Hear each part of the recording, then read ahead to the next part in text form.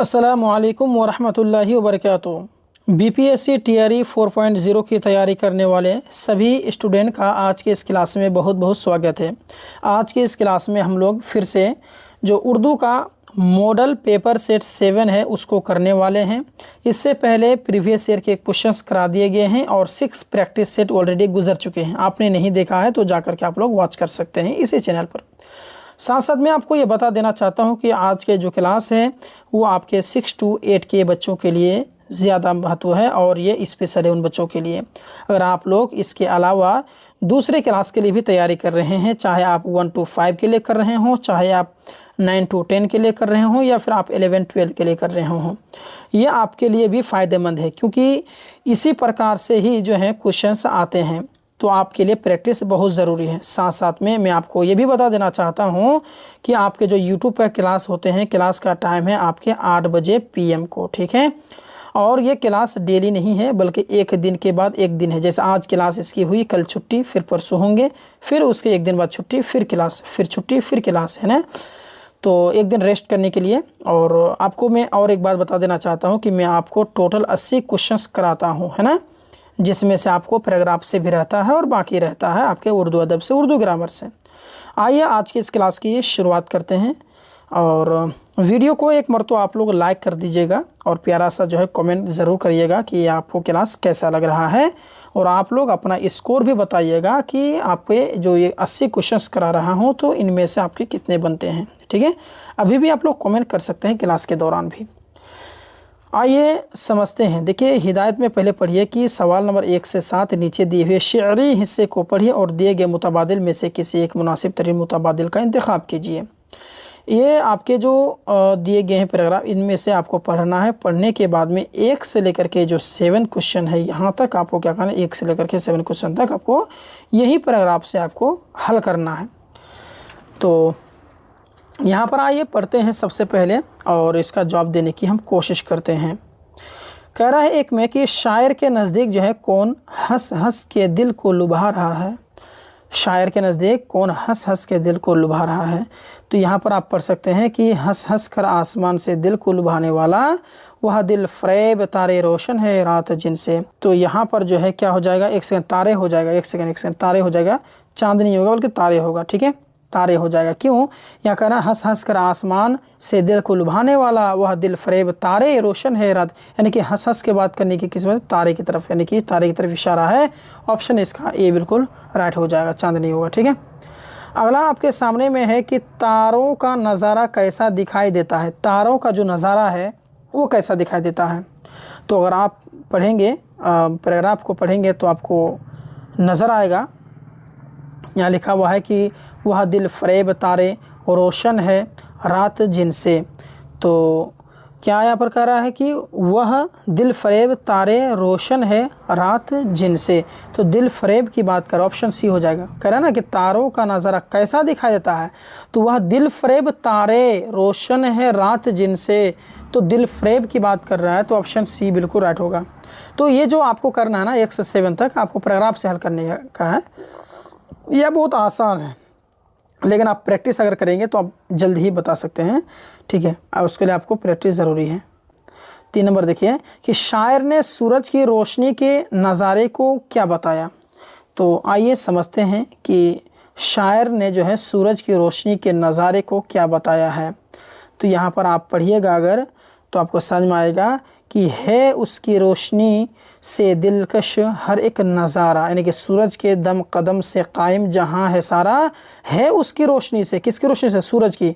तो है उसकी रोशनी से दिलकश हर एक नज़ारा। तो यहाँ दिलकश क्या हो जाएगा, दिलकश, यानी कि शायर ने सूरज की रोशनी के नज़ारे को क्या बताया है, तो भाई दिलकश बताया है। ऑप्शन ए बिल्कुल राइट होगा। नेक्स्ट सवाल देखिएगा, क्वेश्चन नंबर 4। शायर ने सूरज को पाबंद वक्त के साथ और क्या कहा है, क्या कहा है। इसका जो पैराग्राफ में अगर आप पढ़ेंगे तो आपको मिलेगा सूरज की रोशनी हर चीज़ खुशनुमा है। यहाँ है देखिए सवाल क्या था कि शायर ने सूरज को पाबंद वक्त के साथ और क्या कहा है। तो पाबंद के वक्त के साथ क्या कहा है कि सूरज की रोशनी से हर चीज़ खुशनुमा है, गो वक्त का है खालिक पाबंद वक्त का है।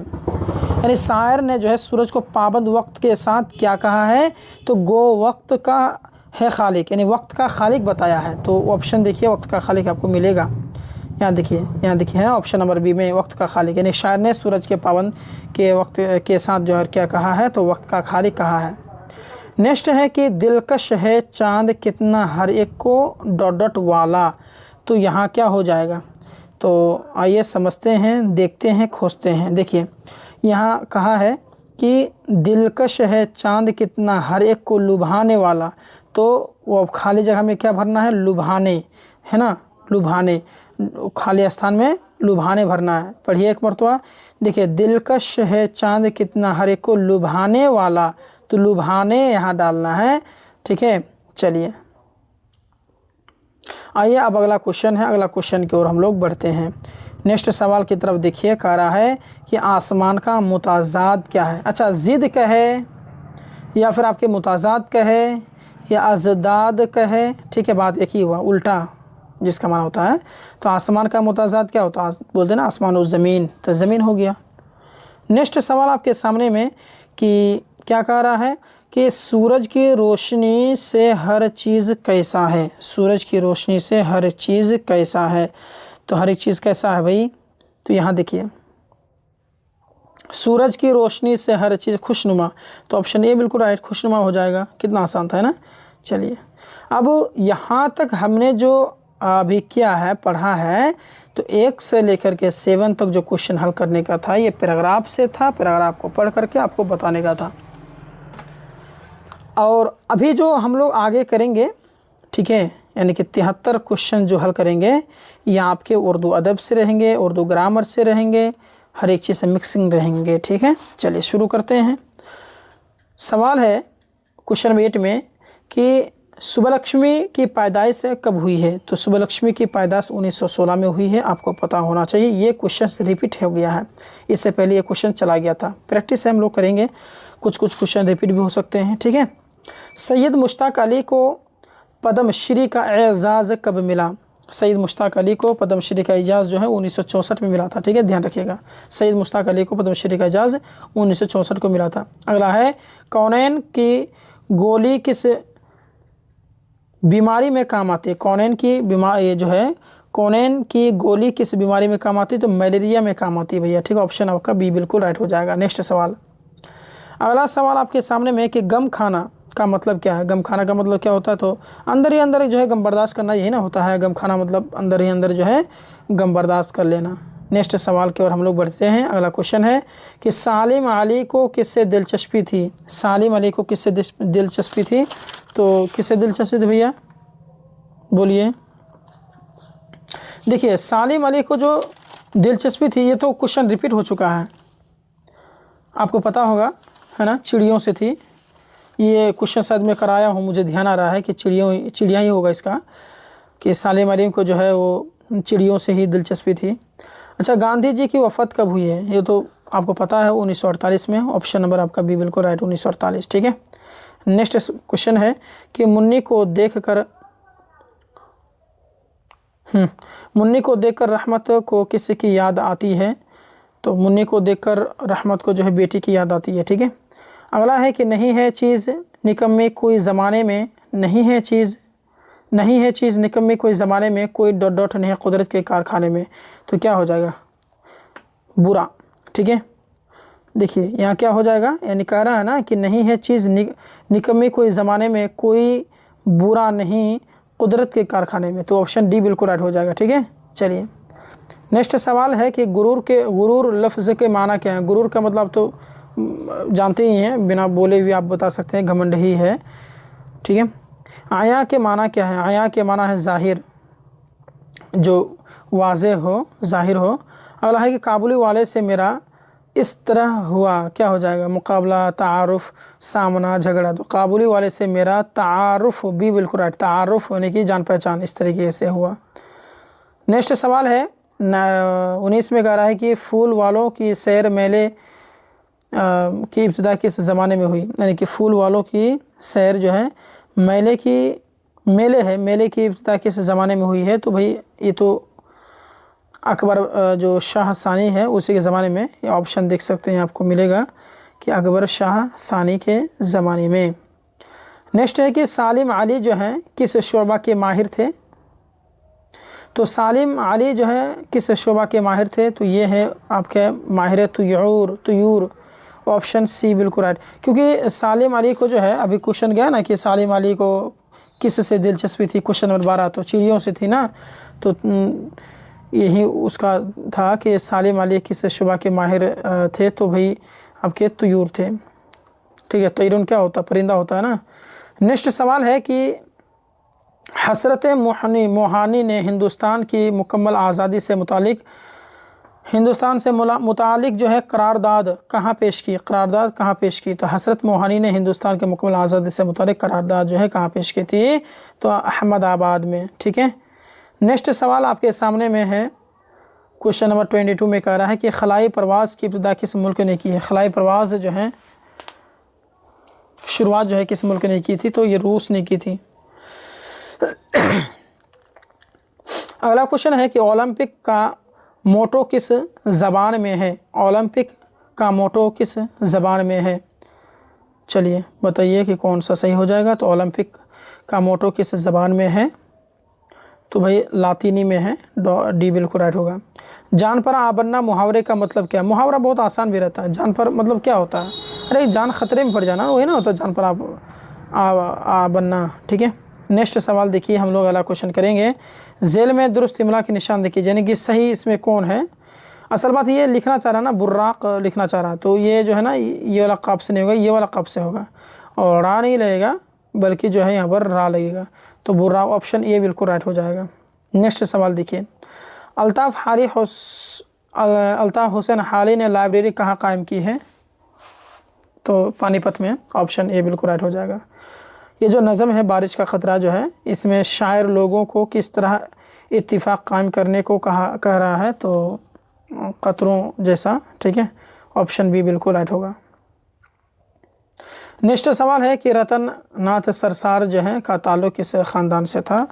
तो रतन नाथ सरसार का ताल्लुक़ जो है वो ब्राह्मण ख़ानदान से था। ठीक है, चलिए नेक्स्ट सवाल की ओर हम लोग बढ़ते हैं। नेक्स्ट सवाल है, इसमें ये पढ़ना है, इस लाइन को पढ़ेंगे। इसमें कह रहा है कि मैं एक छोटे से काले काले बीज में रहता था और यही मेरा घर था, और इसकी दीवारें जो हैं खूब मज़बूत थीं और मुझे इसके अंदर किसी का डरना था। ये दीवारें जो हैं मुझे सर्दी से भी बचाती थीं और गर्मी से भी, और कुछ दिन तो मैं इधर उधर रहा, लेकिन मेरा घर काली मिट्टी में दबा दिया गया कि कोई उठा कर फेंक ना दे और मैं किसी शरीर लड़के के पाँव तले ना आ जाऊं। ठीक है, तो इसमें कह रहा है कि जो मज़कूरा बाला इक़्तिबास जो है किस अफ़साने से लिया गया है। तो ये एक अफ़साना है, तो इस अफ़साने का नाम है गुले अब्बास। क्या नाम है, गुले अब्बास। नेक्स्ट सवाल देखिए,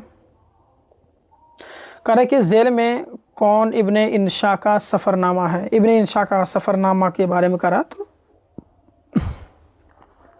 ऑप्शन ए बिल्कुल राइट हो जाए। इब्ने इंशा जो है जर्मनी में। ठीक है, नेक्स्ट सवाल है, बहुत इंपॉर्टेंट है, हज़रत महल का असल नाम क्या था। तो मोहम्मदी बेगम होगा। ठीक है, ऑप्शन ए बिल्कुल राइट हो जाएगा। चलिए नेक्स्ट सवाल की ओर हम लोग बढ़ते हैं। क्वेश्चन नंबर 32 में क्या कह रहा है कि रफ़ी अहमद क़दवाई की बीवी का क्या नाम था। तो रफ़ी अहमद क़दवाई के बीवी का जो नाम था वो है आपका बेगम अनीस। ऑप्शन ए बिल्कुल राइट हो जाएगा। ज़ुबैर रिज़वी किस मुलाज़मत से वाबस्ता रहे। तो ज़ुबैर रिज़वी जो हैं आल इंडिया रेडियो से था, उसका मतलब वाबस्ता था। नेक्स्ट सवाल आपके सामने में कि अफसाना दो बैल, ये कहानी तो आप लोग पढ़े हैं। दो बैल में दोनों बैलों को रोटियां कौन खिलाता था। तो झूरी या फिर गया, या फिर गया की बेटी, या फिर गया की बीवी। तो गया की बेटी होगा ना, ऑप्शन डी बिल्कुल राइट। नेक्स्ट सवाल कि बनारस का पुराना नाम क्या है। बनारस का पुराना नाम क्या था। तो काशी था। ठीक है, काशी था, ऑप्शन बी बिल्कुल राइट। 36 में कह रहा है कि उर्दू में गालिब के खतूत के कितने मजमूए शाये हुए हैं।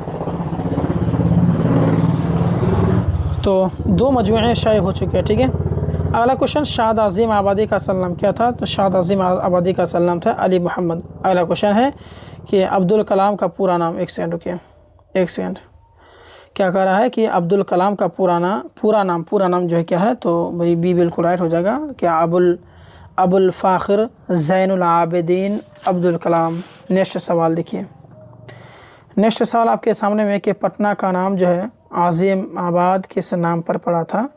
तो आज़िम उस शान के नाम पर पड़ा था। हज़रत मखदूम दौलत रहमहुल्लाह का मकबरा बिहार के किस शहर में है? तो मुनीर शरीफ में है। नेक्स्ट है, अशफाकुल्लाह ख़ान को फांसी कब दी गई? तो आपकी 1927 में दी गई। ऑप्शन आपका बी बिल्कुल राइट होगा। नेक्स्ट सवाल है, दादी अम्मा मान जाओ किसका तहरीर करदा ड्रामा है? एक ड्रामा है ये जो दादी अम्मा मान जाओ, तो ये आपके हैं अनीस आज़मी, डी बिल्कुल राइट होंगे। नेक्स्ट सवाल, झेल में से कौन सी सिफत उर्दू ज़बान की नहीं है?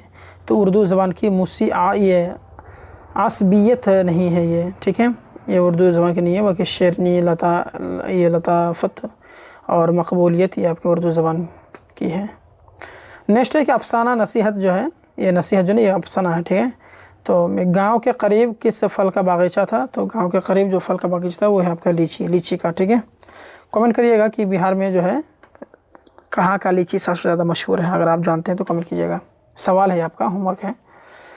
ड्रामा जो जहांगीर का इंसाफ में नूर जहाँ ने किस पर तीर चलाया? तो ड्रामा जो जहांगीर का इंसाफ में नूर जहाँ ने जिस पर तीर चलाया है वो आपके है जवान मर्द पर, ठीक है। ऑप्शन डी बिल्कुल राइट हो जाएगा। अगला है, सुनामी किसे कहते हैं? ये तो आसान है, आप लोग बोल भी दीजिएगा कितना आसान है।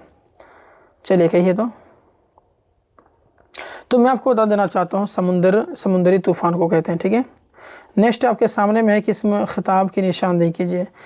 खिताब जो है ना ये पद्म श्री हो जाएगा, ठीक है। नेक्स्ट है इसे मारिफा की निशानदेही कीजिए। मारिफा कहते हैं ख़ास नाम को, है ना। तो ताजमहल तो ख़ास है, मस्जिद राजधानी ये सब ख़ास नहीं है, ताजमहल हो जाएगा, सी बिल्कुल राइट। नेक्स्ट आपके सामने में कि सूरज तुलू होता नज़र आ रहा है, इस जुमला में तुलू क्या है? तो मैं आपको बता देना चाहता हूँ, सूरज तुलू होता नज़र आ रहा है, इस जुमला में जो तुलू है वो आपके क्या हैं? इसमें हालिया हैं, यानी कि कैफियत बताया जा रहा, हालत बताया जा रहा वहाँ पर। नेक्स्ट है कि घर की पुताई में काफ़ी खर्च आ जाएगा, इस जुमला में पुताई कौन सा इसम है? तो पुताई जो है ना ये आपके मुआवजा ही होना चाहिए, ठीक है। नेक्स्ट सवाल कि ज़मीर शख्सी या मुतलक की कितनी सूरतें हैं? तो 3 सूरतें हैं, आपको पता होगा ज़मीर शख्सी या मुतलक की 3 सूरतें हैं। नेक्स्ट सवाल 52 में, वह मेरी बहन है, जुमला में कौन सा ज़मीर है? वह मेरी बहन है, ये जुमला जो है इसमें कौन सा ज़मीर है? तो ज़मीर इशारा है, क्योंकि इसमें इशारा हो रही है ना, इशारा के साथ वह मेरी बहन है तो इशारा हो रहा है इसमें। नेक्स्ट सवाल आपके सामने है कि मैंने 5वीं मरतबा जो है दौड़ का मुकाबला जीता, इस जुमला में कौन सी सिफत है? तो असल बात है 5वीं मरतबा, यानी कि आदत बता रहा है ना, तो आदत ही हो जाएगा, ठीक है, आदत बता रहा है इसमें। चलिए, इसकी ये गाड़ी जो है बहुत शानदार है, इस जुमला में कौन सा लफ्ज़ जो है सिफत ज़मीरी है? तो ये हो जाएगा, क्योंकि इसी से इशारा हो रहा है ना, तो ज़मीर हो गया। अच्छा, प्रोनाउन जो है उनको आप कह सकते हैं, ठीक है। नेक्स्ट सवाल है कि दर्ज झेल में फ़िल मुतअद्दी की मिसाल कौन है? फ़िल मुतअद्दी के बारे में सब बताना है। तो मरीज़ ने दवा ली, ये जो है फ़िल मुतअद्दी वाला है। नेक्स्ट है कि मैंने खाना खाया, ये किस फ़ेल की मिसाल है? तो मैंने खाना खाया ये जो है ना फ़ेल माजी की है, ठीक है, गुज़रे हुए ज़माना में, समय गुज़र चुका है ना। नेक्स्ट है कि हमीरा अफसाना पढ़ती जा रही थी, ये फ़ेल माजी की कौन सी क़स्म है? तो असल बात ये लगातार हो रहा है, मतलब कंटिन्यू हो रहा है ना, पढ़ती जा रही थी, तो माजी नातमाम होगा जिसमें लगातार हो, कंटिन्यू हो। नेक्स्ट है कि ये फ़हद का अफसाना है, इस जुमला में का क्या है? मतलब ये फ़हद का अफसाना है, तो यहाँ जो का लगा हुआ है वो का क्या है? तो ये का जो है ना हुरूफ़ रब्त है, यानी कि दोनों को जोड़ने वाला काम क्या? ऑप्शन ये बिल्कुल राइट। अगला है, रोशनदान और पानदान में दान क्या है? तो ये लास्ट में है ना, रोशन के साथ दान लास्ट में है, पान के साथ दान लास्ट में आ रहा है, तो लास्ट में आ रहा तो लाहिका होता है। ऑप्शन बी बिल्कुल राइट। शुरू में आता तो साबिका हो जाता, ठीक है। नेक्स्ट सवाल आपके सामने में कि लफ्ज़ मतला के माना क्या है। तो मतला के माना क्या होता है, चलिए बताइए तो। कहिए, लफ्ज़ मतलब का मतलब निकलना। क्या होता है? निकलना। कहाँ गया भाई? हाँ, ऑप्शन बी बिल्कुल राइट। अगला क्वेश्चन देखिए 61 में क्या कह रहा है? इसमें कह रहा है कि बात चाहे बेसलीक़ा हो करीम, बात कहने का सलीका चाहिए। मतलब ज़ेल वाला में किसकी मिसाल है? तो भाई मक्ता की मिसाल है। अगला क्वेश्चन अगला देखिए आप कि गिलास, प्लेट, बाल्टी जैसे अल्फाज को क्या कहते हैं? तो ये सभी को हम लोग कहते हैं मौजू। ठीक है। नेक्स्ट सवाल अगला आपके सामने में है कि मंदरजा ज़ेल में मुफ़रद की मिसाल क्या? मुफ़रद मतलब सिंगुलर कह सकते हैं, अकेला, तो दुकान ही होगा। ठीक है। नेक्स्ट सवाल है दर्ज ज़ेल में इसमें कैफियत की पहचान कीजिए। इसमें कैफियत जैसे नरमी होगा। ठीक है। असल बात है नरमी जो है ना वो कैफियत बता रहा है कि वो आवाज़, जैसे उस किसी की आवाज़ नरम है तो वो आवाज़ की कैफियत बताया, हालात बताया, नरमी ही होगा। ठीक है। ज़मीर की कुल कितनी किस्में हैं? तो ज़मीर की कुल 5 किस्में हैं। ऑप्शन डी बिल्कुल राइट। जिस शख्स पर शय या काम का असर पड़े उसे क्या कहते हैं? मफ़ूल कहेंगे ना। बी बिल्कुल राइट। यानी देखो एक होता है कि ना फ़ेल होता है जो वर्ब होता है, कह सकते हैं क्रिया, और एक होता है फ़ाइल काम करने वाला, और एक होता है मफ़ूल। तो मफ़ूल मतलब जिस पर काम का असर पड़े, काम वाक़ हो, उसे को कहते हैं। नेक्स्ट है यहाँ बैठो पढ़ाई करो, ये जुमला किसकी मिसाल है? तो इसमें हुक्म दे रहा है ना, फ़िल अम्र हो जाएगा। यानी जहाँ हुक्म की बात आ जाएगी वो फ़िल अम्र होता है। ठीक है। जैसे पढ़ाई करो, पानी लाओ, हुक्म दे रहे हैं तो हो जाएगा फ़िल अम्र। ठीक है। नेक्स्ट है आपका 68 में, ये बहुत ही इंपॉर्टेंट क्वेश्चन है, इसको आप ध्यान से सुनिए। कह रहा है कि इस सनफ़ शायरी को क्या कहते हैं जिसमें एक मौजू पर मरबूत और मुसलसल गुफ्तगू के लिए आशार एक दूसरे से वाबस्ता हों? तो ये तो आपके नज़में हुआ। नेक्स्ट है कि आम के बाग में 52-34 दरख्त हैं, यानी कि 52 से 34 दरख्त हैं। इस जुमला में कौन सी सिफत इस्तेमाल है? तो असल एक क्वांटिटी बताया है, तो इसमें आदत हो जाए, सिफत आदत हो जाए। मिक़दार नहीं होगा। मिक़दार में कहते हैं ना कि थोड़ा पानी, यानी कि उसमें एग्जैक्ट मालूम नहीं होता आदाद, तो मिक़दार में आता है, या तो पता चल रहा है ना, काउंट के साथ बता रहा है। नेक्स्ट है गज़ल में कम से कम कितने आशार होते हैं? तो गज़ल में तो आपके कम से कम 5। नेक्स्ट है अगर किसी लफ्ज़ में एक साकिन हरूफ के बाद दूसरा गैर मुतहर्रिक हर्फ आ जाए तो उसे क्या कहते हैं? तो उसे हम लोग कहते हैं मौकूफ़। ऑप्शन बी बिल्कुल राइट। नेक्स्ट है 72 में दर्जा ज़ेल अल्फाज में हरूफ क़मरी की मिसाल कौन नहीं है? हुर्फ़ क़मरी पूछा है, तो दारुस्सलाम जो है ना, ये हुर्फ़ क़मरी की मिसाल नहीं है, दारुस्सलाम।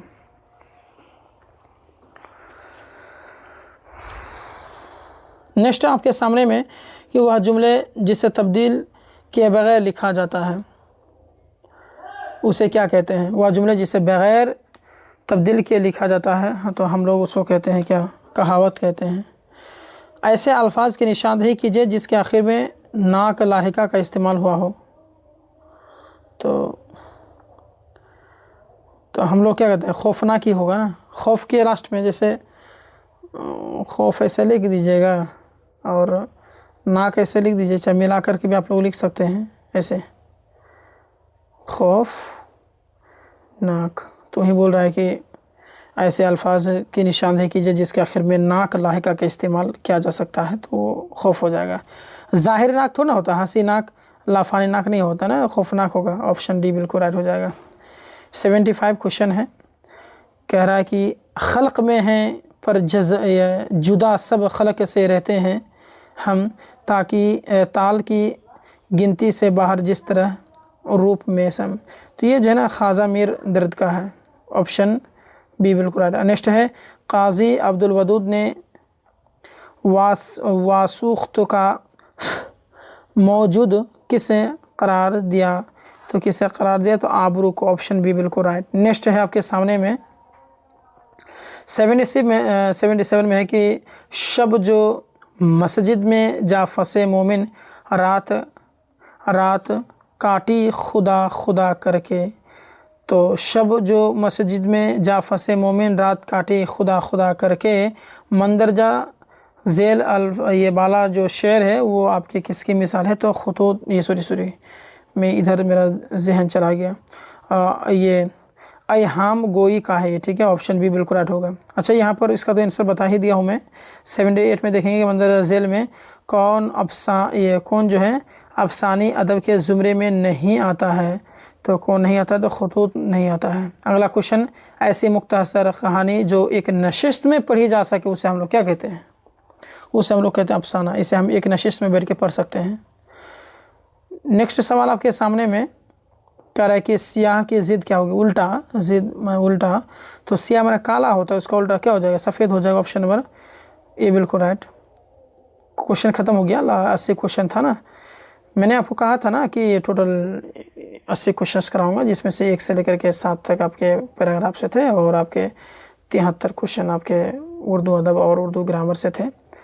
और दोस्तों, चैनल को सब्सक्राइब कर लीजिएगा। और मैं आपको बोला भी था कि आप सभी जो हैं मार्केट से जो कोई भी बुक वगैरह नहीं ख़रीदिएगा, खास करके उर्दू के लिए। जितनी भी बुक्स आपके अवेलेबल हैं सारे बुकों से मैं इंशाल्लाह आपको तैयारी करा दूँगा। बेफिक्र हो जाए, हमारे चैनल से आप जुड़े रहें। क्लास कैसा लगा कमेंट कीजिए। बाकी मन में कुछ सवाल है, कुछ पूछना चाहते हैं तो कमेंट कर दीजिएगा। मिलते हैं फिर से एक और प्रैक्टिस सेट के साथ में, तब तक के लिए धन्यवाद। अस्सलाम वालेकुम रहमतुल्लाहि व बरकातहू।